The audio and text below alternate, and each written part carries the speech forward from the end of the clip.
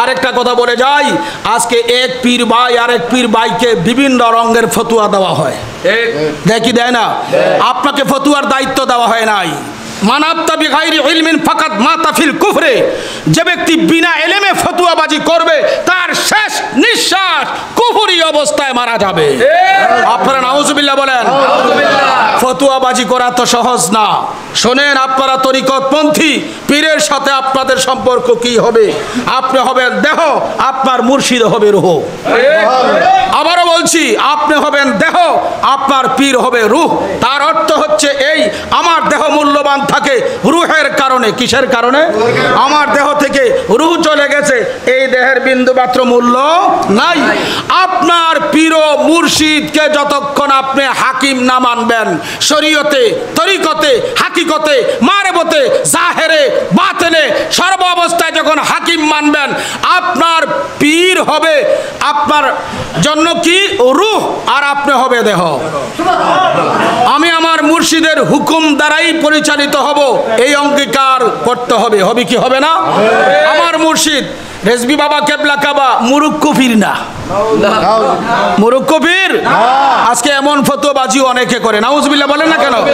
রেজবি বাবা কাবলা কাবা কামেলে মুকাম্মাল, শরীয়তে, তরিকতে, হাকিকতে, মারেবতে, সর্বাবস্থায় কি কামেলে। আর রেজবি বাবা কোন জাতির পীর ছিল?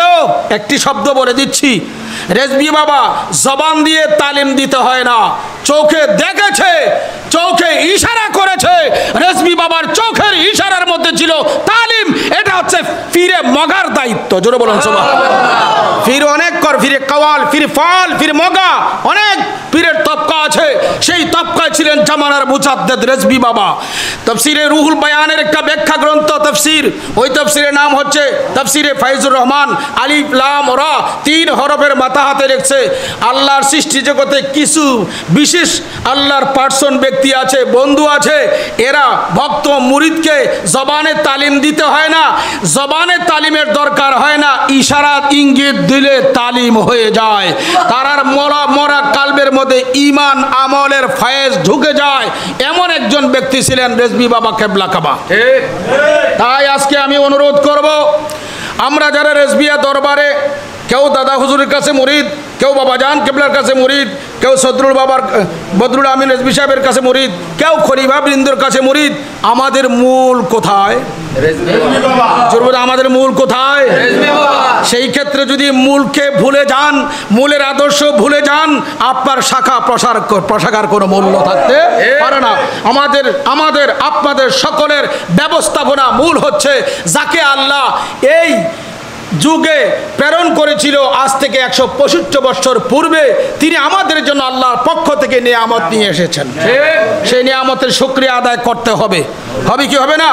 আমাদের দৈনন্দিন জীবনের চলার ক্ষেত্রে, আমাদের দৈনন্দিন জীবনে বিভিন্ন অবস্থায় তিনির আদর্শ, তিনি কোনো আদর্শ না, তিনি নবী পাকের আদর্শ জমিনে বাস্তবায়ন করেছেন। তিনিকে মানলেই নবীজির আদর্শ আমাদের মধ্যে আসবে। আসবে কিনা বলেন? আল্লাহ কবুল করুক, সবাই বলি আমিন। আমার দাদা হুজুর কেবলা মুরিদ করে বলতেন, বাবারা কম খাইও, কম ঘুমাইও, কম কথা বলো। মুরব্বী যারা আছেন শুনছেন না?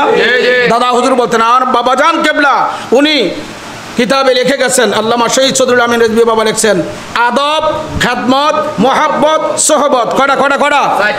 আদব, খেদমত, আদব, মোহাব্বত, খেদমত, সোহবত। দাদা বলছেন কি? কম খাও, কম ঘুমাও, কম কথা বলো এবং অন্যান্য কুরুফিগুলা ত্যাগ করো। এগুলার সমন্বয় হচ্ছে তরিকত রেজবিয়া দরবারের ভক্ত মুরিদের জন্য। এগুলা যখন ভক্ত মুরিদের মধ্যে থাকবে, অবশ্যই আল্লাহ রাসূল কামিয়াব নসিব করবে। সবাই বলি আমিন। চরণ জিরি না হইলে